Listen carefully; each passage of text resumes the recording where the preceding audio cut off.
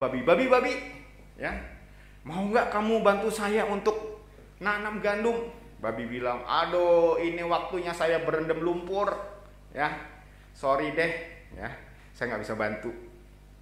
Dia pergi ke bebek, ya, bebek lagi ada di tepi danau, ya, tepi kolam, dia lagi berenang. Ya. Bebek, kamu bisa bantu saya? Aduh, sorry, saya juga nggak bisa bantu, ya. Dan kemudian juga datang ke anjing, ya. Anjing bilang, ini waktunya saya jaga rumah, ya, saya nggak bisa bantu. Akhirnya si ayam ini pun menanam gandum itu. Sampai ditunggu beberapa minggu, beberapa bulan kemudian gandum itu mulai tumbuh dan mulai dapat dipanen. Wah, waktunya panen, ya. Waktunya panen, maka dia pun kembali menemui teman-temannya, ke sapi lagi. Sapi, ayo dong bantu saya manen gandum, kata si sapi. Ini waktunya saya mamah biak, ya. Saya harus duduk, ya, mengunyah kembali makanan saya nggak bisa bantu kamu, ya. Kemudian dia pergi lagi, ya, ke babi juga bilang nggak bisa, ya. Ke bebek, ke anjing, semuanya bilang nggak bisa. Akhirnya dia panen sendiri. Setelah panen dia pikir, waktunya untuk giling, ya, supaya bisa menjadi tepung. Dia kembali ke teman-temannya, kepada sapi, kepada babi, kepada ayam, dia sendiri ayam, ya, kepada bebek, kepada anjing. Dan semua jawabnya apa? Nggak bisa. Ya sudah, ya. Akhirnya setelah jadi tepung dia bikin, ya, adonan, dia siapkan adonan itu jadi roti, ya, jadi adonan, dan kemudian dimasukkan ke panggangan, ya, ke oven, dan akhirnya menjadi roti. Wah, ketika sudah jadi roti, harumnya memenuhi seluruh peternakan itu. Dan ketika jadi, dia mulai panggil-panggil, ya, teman-temannya. Teman-teman, lihat ini, roti saya sudah jadi. Siapa yang mau makan dengan saya? Apa jawab mereka? Oh, saya. Ya, semua sapi, babi, bebek, ayam lagi, ya, anjing, semua bilang saya. Ya, saya mau makan. Terus kata si ayam betina ini, apa katanya? Enak aja, ya. Waktu mau kerja bilang apa? Enggak. Tetapi ketika waktunya makan, kita mau, ya. Bapak Ibu sekalian, pada dasarnya sebenarnya kisah ini mewakili kita manusia, benar gitu kan? Ketika ada sesuatu yang membutuhkan kerja keras, membutuhkan usaha, kemudian kita diajak di dalamnya, mau nggak? Nggak mau, ya. Tetapi kalau yang enak-enak, ya, kita pasti mau ikut, ya. Ada sebagian orang bilang nggak boleh ngucapin selamat Imlek, ya, nggak boleh. Tetapi kalau angpaunya boleh diterima, ya, biasa begitu, ya. Kalau lagi acara Natalan, waduh, ya, pada ikut mau ngerayain, ya. Kalau udah hari kebaktian biasa, waduh, takut corona, ya. Nggak di sini, ya, di sini saya lihat masih penuh, ya, di tempat yang lain, ya. Waktu diajak, ayo pelayanan, aduh, susahnya minta ampun. Tetapi ketika ada perayaan, ada hal-hal yang lain, kita suka mengikutinya. Pada dasarnya kita adalah orang yang suka menolak, ya. Namun hari ini, ya, kita belajar satu tema, dipanggil jangan menolak.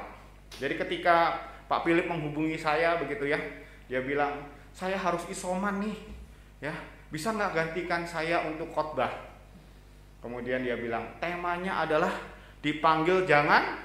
Kalau kita membaca bagian firman Tuhan, ya, dari Injil Lukas tadi, kita bisa melihat di sini bagaimana Yohanes, ya, anak daripada Zebedeus. Dan pada bagian ini kita bisa melihat ketika Yesus berkata di ayatnya yang ke-10, ya, jangan takut, mulai sekarang engkau akan menjadi engkau akan menjala manusia. Terus apa respon daripada Simon Petrus dan teman-temannya? Bilang, enggak Tuhan, jangan deh. Ayat ini mengatakan, ya, sesudah mereka menghela perahu-perahunya ke darat, mereka pun meninggalkan segala sesuatu, lalu apa? Mengikuti Yesus. Ketika mendengar panggilan itu, ya, Simon Petrus dan teman-temannya, mereka tidak menolak panggilan Tuhan. Bapak Ibu sekalian, tidak hanya Simon Petrus, setiap kita yang ada di sini dipanggil oleh Tuhan untuk menjadi murid-muridnya, untuk menjadi pengikut Kristus. Oleh karena itulah kita disebut sebagai orang Kristen, karena kita adalah Kristus-Kristus kecil. Karena kita adalah orang-orang yang mengikuti teladan daripada Tuhan Yesus. Yang menjadi pertanyaan adalah bagaimana supaya kita menjadi orang-orang yang tidak menolak panggilan daripada Tuhan. Bagaimana kita bisa merespon meresponi dengan benar panggilan daripada Tuhan. Dari bagian yang kita baca tadi, kita bisa belajar daripada Simon Petrus dan teman-teman bahwa bagaimana mereka tidak menolak panggilan Tuhan. Yang pertama, mereka tidak menolak panggilan Tuhan karena mereka taat. Mereka tidak menolak panggilan Tuhan karena mereka taat. Di ayat yang ketiga, di situ dikisahkan bahwa setelah Tuhan Yesus menggunakan perahu daripada Simon Petrus untuk agak ke tengah danau dan mengajar, kemudian setelah selesai mengajar, Tuhan Yesus berkata kepada Simon Petrus, Simon, bertolaklah ke tempat yang dalam dan tebarkanlah jalamu untuk menangkap ikan. Tuhan Yesus meminta Simon Petrus untuk menjala ikan pada bagian di ayat keempat. Dan jemaat sekalian, sesungguhnya Simon Petrus bisa menolak apa yang Tuhan Yesus minta untuk dia lakukan. Karena di sini Simon Petrus mengatakan, Guru, sepanjang malam kami bekerja keras dan kami tidak menangkap apa-apa. Sepanjang malam, malam hari adalah waktu yang tepat untuk menjala ikan. Karena biasanya di permukaan itu ada makanan daripada ikan, yaitu plankton, binatang organisme yang kecil-kecil, sehingga mudah untuk menangkap ikan. Tapi ini sudah siang, artinya sulit untuk bisa menangkap ikan. Tidak mungkin untuk bisa menangkap ikan. Apalagi Tuhan Yesus itu adalah tukang kayu. Sementara Simon Petrus dan teman-teman adalah nelayan. Mereka mungkin sudah hidup bertahun-tahun di tepi danau itu. Mereka sudah membantu orang tua mereka bagaimana mereka menjadi nelayan yang handal. Dan mereka mengatakan, semalam kami gagal mendapat ikan. Namun demikian kita bisa melihat reaksi yang dikatakan oleh Simon Petrus. Di sini dia berkata apa? Tetapi karena engkau menyuruhnya, aku pun akan menebarkan jala juga. Dia mentaati apa yang diperintahkan oleh Yesus. Dan ketika mereka taat, Simon Petrus taat, hal apa yang terjadi Bapak Ibu sekalian? Ayat 6 dan 7 menunjukkan kepada kita bagaimana mereka menangkap sejumlah besar ikan, hingga jala mereka koyak. Artinya apa? Lebih daripada kapasitas yang biasa mereka miliki. Benar bukan? Kalau nelayan itu nangkep ikannya banyak dan koyak, dia pasti akan bikin jaringnya lebih lebar. Benar bukan? Artinya ini jaring yang biasa mereka pakai kapasitasnya itu segitu. Tetapi ketika Tuhan Yesus suruh mereka menangkap, kapasitasnya lebih besar. Bahkan di sini dikatakan di ayat ke-7, mereka memberi isyarat kepada teman-temannya dari perahu yang lain supaya mereka datang dan membantu. Dan mereka bersama-sama datang, mengisi kedua perahu itu dengan ikan dan hampir tenggelam. Mereka mendapatkan berkat yang berkelimpahan. Oleh karena apa? oleh karena ketaatan. Coba kalau Petrus bilang, nggak usah deh. Ya, Petrus bilang, saya lebih pintar. Akankah dia melihat mujizat ini? Tidak akan, Bapak Ibu sekalian. Ada sebuah cerita tentang sekelompok tentara ya, yang ada di atas sebuah kapal. Tiba-tiba komandannya bilang, tiarap! Kira-kira apa yang dilakukan para tentara? Nyebur, kata Pak Natal. Ya, pasti tentara itu pada tiarap. Ya, seandainya ada satu tentara bilang, tiarap, saya mau noleh dulu ah. Kira-kira apa yang terjadi Bapak Ibu? Tiba-tiba dari belakang ada rudal datang. Pastinya apa? Dia akan mati duluan. Ya. Dari ilustrasi ini kita belajar apa Bapak Ibu sekalian? Sebenarnya ketaatan itu mendahului pengertian. Benar kan? Ya. Ketaatan itu mendahului pengertian. Maksudnya apa? Kita taat dulu baru kita mengerti. Ya. Tentara tersebut nggak harus ngerti dulu apa yang terjadi. Dia harus tiarap dulu. Ya. Kenapa? Kalau dia mau ngerti dulu, dia mati duluan. Benar bukan? Ya. Dan sesungguhnya itu yang harus kita lakukan ketika Tuhan memberikan perintah kepada kita. Taat dulu, baru kita kemudian akan mengerti. Dalam kisah tentara tadi yang memberi perintah siapa? Komandan. Komandan itu manusia nggak? Manusia. Ada keterbatasan?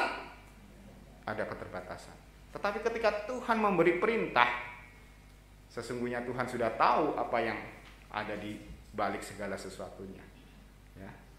Jadi kalau Tuhan bilang sebuah perintah, lakukanlah itu tanpa kita menunggu apa yang harus kita mengerti sebelumnya. Bapak Ibu sekalian, ada kisah Tuhan Yesus ada kisah bagaimana ada seorang anak muda yang kaya dan datang kepada Tuhan Yesus dan bertanya, "Guru, bagaimana aku bisa masuk ke dalam kerajaan surga?" Terus apa jawab Tuhan Yesus? "Pergi, jualah hartamu." Lalu apa reaksi daripada pemuda itu? Pemuda itu pergi. Kenapa dia pergi? Karena dia pengen ngerti dulu. Kalau saya jual harta saya, ya, apa ini maksud Tuhan? Ya. Dan ketika dia mencari pengertian, apa yang terjadi? Dia tidak taat. Bapak Ibu sekalian, kadang ketaatan itu perlu memiliki apa yang disebut dengan langkah iman. Kita belum tahu apa yang terjadi, tetapi kita melakukannya. Dan ketika kita melakukannya, seperti Simon Petrus, dia mendapatkan ikan, dapat berkat yang luar biasa. Ada hal-hal kadang yang kita tidak pahami ya ketika kita melakukannya, tetapi Tuhan sudah meminta kita untuk melakukannya. Ketika itu terjadi, yang menjadi pertanyaan, adakah kita mau taat? Ketaatan membuat kita tidak akan menolak akan panggilan Tuhan.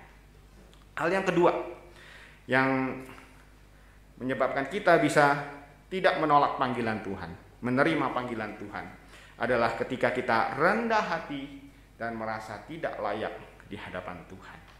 Di ayat ke-8 kita bisa melihat bagaimana reaksi Simon Petrus setelah dia melihat suatu peristiwa yang luar biasa yang tidak pernah dia alami sebelumnya. Di sini dikatakan ia pun tersungkur dan dia berkata apa di sini? "Tuhan, pergilah daripadaku, karena aku ini adalah seorang berdosa." Ada sesuatu yang berbeda Bapak Ibu sekalian dibandingkan ayat kelima. Di situ ayat kelima dikatakan apa? Simon Petrus menjawab, "Guru." Guru itu ya untuk panggilan untuk manusia, orang yang dihormati tetapi sama masih manusia. Tetapi ketika dikatakan Tuhan, ya, Simon Petrus sadar siapa sesungguhnya yang dia hadapi. Bukan manusia biasa. Ya, dia adalah Allah yang menjelma jadi manusia. Dia tahu siapa yang ada di hadapannya. Dan itu pula yang kita baca di dalam kitab Yesaya tadi, ya. Ketika Yesaya melihat serafim, ya, malaikat Tuhan itu yang berkata kudus kuduslah, dia berkata apa? Celakalah, sebab aku orang berdosa. Dia sadar bahwa dia adalah orang yang tidak layak. Petrus pun sadar sesungguhnya dia adalah orang yang tidak layak. Dan Bapak Ibu sekalian, bukankah Alkitab berulang kali menunjukkan kepada kita bahwa sesungguhnya Tuhan tidak memilih orang yang pintar, tidak memilih orang yang hebat, tetapi Tuhan memilih orang yang merasa tidak layak. Dan justru Tuhan memakainya untuk sesuatu yang luar biasa. Jadi Bapak Ibu sekalian, saya ini ya baca, ini lagi ada pemilihan majelis ya. Seperti biasa ya, kalau pilih majelis itu susah-susah gampang atau gampang-gampang susah gitu ya. Ketika ditawarin, ya, ayo jadi majelis, oh jangan ya. Tetapi itu bagus. Dalam pengertian apa? Dalam pengertian kita merasa tidak layak untuk menerima tugas itu. Hati-hati kalau ada orang yang datang kemudian bilang, saya mau jadi majelis gitu ya. Hati-hati ya. Tetapi ketika ada orang yang dikatakan, ayo jadi majelis, izinkan saya mendoakannya. Tetapi ketika mendoakannya dan dia berkata, ya saya mau, walaupun saya tidak layak. Ini adalah orang yang tepat, yang boleh menjadi pelayan Tuhan. Pelayan Tuhan harus rendah hati, dan dia tahu sesungguhnya dia tidak layak. Dan oleh karena dia tidak layak, dia selalu merasakan dia membutuhkan akan Tuhan. Dia bergantung kepada Tuhan. Dan inilah yang dilakukan oleh Simon Petrus dan teman-temannya. Di ayat ke-11, setelah Tuhan Yesus berkata, jangan takut, sekarang engkau akan menjala manusia. Di sini dikatakan mereka menghela perahu, ya, dan mereka pun meninggalkan segala sesuatu. Dia meninggalkan pekerjaannya, ya, mereka meninggalkan pekerjaan mereka meninggalkan mungkin keluarga mereka, ya, meninggalkan perahu yang menjadi investasi mereka selama ini, ya, dan mereka menyerahkan hidupnya untuk mengikut Tuhan. Artinya orang yang menerima panggilan Tuhan, dia siap berkorban, ya, dan siap berserah diri. Artinya apa? Tidak memakai, ya, apa yang dia miliki selama ini. Ya, perahu, ya, jaring adalah yang mereka miliki selama ini, dan itu mereka tinggalkan. Bapak Ibu sekalian, di dalam setiap pelayanan sesungguhnya kita harus berserah kepada Tuhan. Tidak mengandalkan kemampuan kita, tetapi kita memohon Tuhan yang memberikan kemampuan kita. Kita menyerahkan kepandaian yang kita miliki kepada Tuhan, menjadi sarana bagi Tuhan untuk melayaninya dengan lebih baik. Kita tidak mengandalkan kemampuan kita, pikiran kita, oleh karena diri kita sendiri, tetapi kita menyerahkan kepandaian kita kepada Tuhan agar Tuhan yang memakainya. Dan dengan demikian kita akan menjadi atau mendapatkan berkat yang luar biasa, tidak hanya bagi diri kita, tetapi bagi orang lain. Dan Bapak Ibu sekalian, terlepas daripada bahwa mereka tidak menolak daripada panggilan Tuhan, itu karena ketaatan mereka, oleh karena kerendahan hati mereka, dan oleh karena penyerahan diri mereka, kesiapan mereka untuk melayani Tuhan. Tetapi yang terlebih lagi yang kita bisa melihat dari bagian ini, bahwa sesungguhnya ketika kita boleh melayani, itu adalah hak istimewa yang Tuhan berikan kepada kita, kesempatan, ya, kalau bahasa Inggrisnya privilege, ya, hak istimewa yang Tuhan berikan kepada kita untuk kita boleh melayani. Bapak Ibu sekalian, di ayat pertama kita bisa melihat pada bagian ini dikatakan, pada suatu ketika Yesus berdiri di pantai danau Genesaret, sedang orang banyak mengerumuni dia. Artinya apa? Banyak orang yang ada di sana, ya.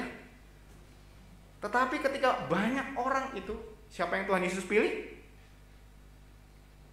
Siapa yang Tuhan Yesus pilih? Simon Petrus. Itu bukan sebuah kebetulan Bapak Ibu sekalian. Saya yakin itu bukan sebuah kebetulan. Dan ketika di danau itu ada 2 perahu ya. Di danau itu ada 2 perahu, dikatakan. Kapal mana yang Tuhan Yesus minta? Punya Simon Petrus. Artinya sebenarnya Tuhan sudah memilih Simon Petrus. Sebelum Tuhan tahu dia adalah orang yang taat, dia adalah orang yang rendah hati, dia adalah orang yang berserah kepada Tuhan. Sesungguhnya panggilan untuk menjadi seorang pelayan Tuhan itu adalah sebuah hak istimewa bagi setiap kita. Yang menjadi pertanyaan adalah, adakah kita merasakan itu sebagai hak istimewa? Kalau kita meyakini itu sebagai hak istimewa, beranikah kita menolaknya Bapak Ibu? Tentu tidak. Dengan serta-merta kita akan memilihnya. Ini adalah hak istimewa yang Tuhan berikan kepada kita untuk kita boleh melayani. Saya memberi ilustrasi, kalau Bapak Jokowi misalnya ada hadir di sebuah tempat, kemudian dia mengadakan kuis begitu ya, yang bisa jawab pertanyaan saya dapat sepeda. Kemudian siapa yang mau jawab, siapa yang mau maju, pasti banyak yang angkat tangan. Benar bukan? Ya. Tetapi Pak Jokowi apa suruh semua maju ke depan? Pasti tidak. Tetapi dia memilih orang, ya. Dan ketika dia memilih orang, bolehkah kita bilang Pak Jokowi nggak adil? Boleh nggak? Nggak boleh. Karena apa? Itu adalah hak istimewa yang Pak Jokowi berikan kepada orang itu untuk menjabat. Jadi Bapak Ibu sekalian, kalau kita dipanggil, kita bisa melayani, itu hak istimewa. Janganlah sekali-sekali kita tolak. Kalau Pak Jokowi suruh, ayo maju, jawab pertanyaan. Ada nggak yang bilang, oh enggak, jangan saya. Saya yakin pasti enggak. Semua pengen punya sepeda dari Pak Jokowi. Benar bukan? Ya. Kalau itu adalah presiden yang adalah manusia, apalagi kalau bukan Tuhan, ya, kalau Tuhan yang memanggil kita, tidakkah kita seharusnya lebih meresponinya lagi? Bapak Ibu sekalian, izinkan saya membagikan bagaimana akhirnya saya boleh menjadi pelayan Tuhan dan saat ini berdiri di Bapak Ibu sekalian. Sejak kecil saya tidak berpikir untuk boleh menjadi seorang hamba Tuhan. Ya.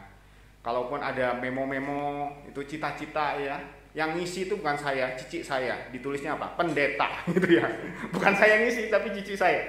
Ya. Dari kecil saya pengen jadi pelaut. Karena ada sepupu saya yang jadi pelaut. Nggak apa-apa ya, ada angin sedikit. Katanya kalau Imlek kan ada angin itu bawa hoki ya.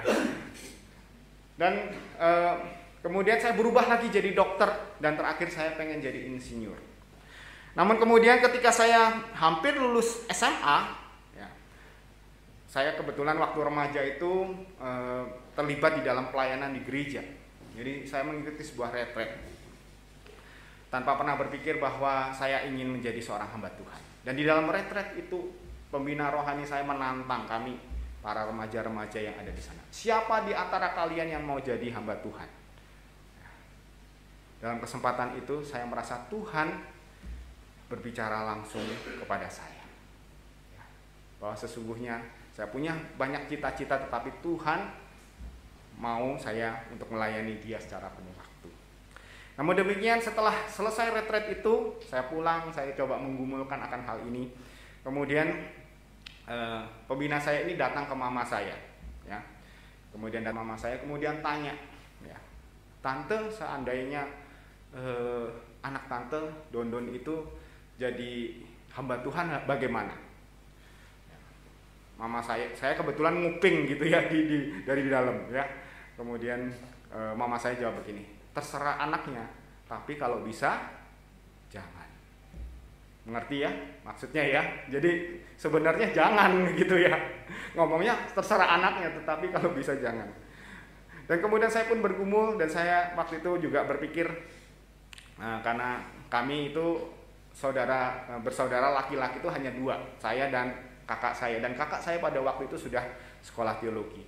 Sebagai orang Tionghoa biasanya yang satu sudah jadi hamba Tuhan, yang lain cuan dong gitu ya, supaya bisa support kakaknya begitu ya dalam pelayanan.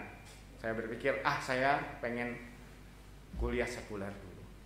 Namun Bapak Ibu sekalian, di tengah-tengah kuliah saya itu ya, panggilan itu tidak berhenti ya, dan kemudian ketika saya hampir lulus kuliah, saya ikut retret lagi ya. Di saat waktu itu kemudian pendeta Beni Solihin bilang, siapa yang di sini sudah retret 2-3 hari di sini ya, ada sukacita mengikuti retret gitu ya. Kemudian Pak Beni bilang, siapa yang mau retret di sini 4 sampai 5 tahun gitu ya. Maksudnya apa? Sekolah teologi. Hari itu saya mendapatkan panggilan ulang untuk pelayanan saya. Namun begitu saya bilang lagi kepada Tuhan gitu ya, nawar lagi ke Tuhan, Tuhan saya mau kerja dulu Tuhan, mau nyimpen uang buat nanti sekolah supaya tidak menjadi beban buat orang lain ya. Saya pergi ke Batam untuk bekerja. Ketika saya sampai di Batam ya, apa yang terjadi? Saya ditempatkan di sebuah pekerjaan yang saya harus benar-benar konsentrasi. Karena pada waktu itu saya ditempatkan di sebuah departemen engineering ya, mendesain satu produk. Jadi saya harus benar-benar belajar kuliah saya elektro yang sebelumnya saya sudah selesaikan. Saya di situ bergumul kembali. Tuhan,